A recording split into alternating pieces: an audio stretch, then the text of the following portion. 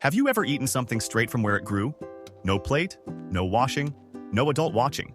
Just you, right there, and food, and nothing stopping you. I grew up on a farm in Brazil, and I didn't know what a supermarket was until I was way older than I should probably admit. Because when I was a kid, food didn't come from a store. It came from outside. And apparently, I took that as permission to eat literally everything. I'm Iz. I grew up on that farm, and most of my childhood stories start with me doing something I probably shouldn't have. This is one of them. Here's how it worked. If there was a tree, there was food. If you were hungry and you were near that tree was now yours. No asking, no washing, dirt and all. Nobody thought this was weird. This was just a Tuesday. Let me tell you about a few of the choices I made with that kind of freedom. I'm gonna call them what they actually were. Crimes. We had a few fruit trees on the property. Apple. Orange. And the important one, bergamota. If you're not Brazilian, bergamota isn't that fancy tea flavor. It's a small citrus fruit, kind of like a tangerine. Sweet, a little tart, full of seeds. And it grew on a tree that conveniently was really easy to climb. So my strategy was climb up, sit in the branches, and eat bergamotas straight off the tree, like a small, sticky, extremely satisfied bird. I didn't throw the seeds away. I kept them. Because there was someone I needed to hit with them, my brother. And unfortunately for him, the only path he had across the property went right under my tree. So I'd sit there, quiet, eating bergamotas, waiting, looking completely innocent. And then he'd walk underneath. Seeds, raining down. As many as I could throw. He'd look up, furious. And I'd already be mid-bite, completely innocent. Like a kid who definitely hadn't just ambushed his own brother from up a tree. I don't know what you're talking about. This happened enough times that he started checking the tree before walking under it, which to me is a win. It means I trained him. He still brings it up. He's got a whole list, and he pulls it out at every family dinner like it's a highlight reel. By the way, I need to know something. What's the worst thing you did as a kid that no adult ever found out about? Tell me in the comments. I need to know I'm not the only one. Anyway, crime number 2. My mom had a small vegetable garden, mostly carrots. Carrots take time to grow. You're supposed to wait. Let them get big and orange and fully formed before you pull them out of the ground. I did not do that.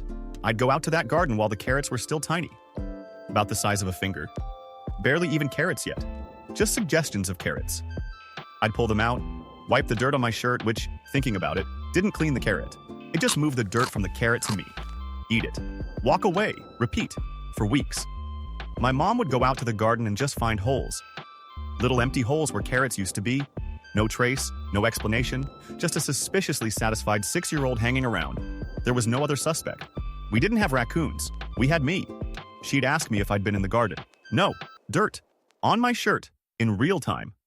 While I was saying this, okay, this is the one that impresses people. We had a cow. Obviously, it's a farm. And sometimes, in the morning, while they were milking her, I'd just drink it. Right there.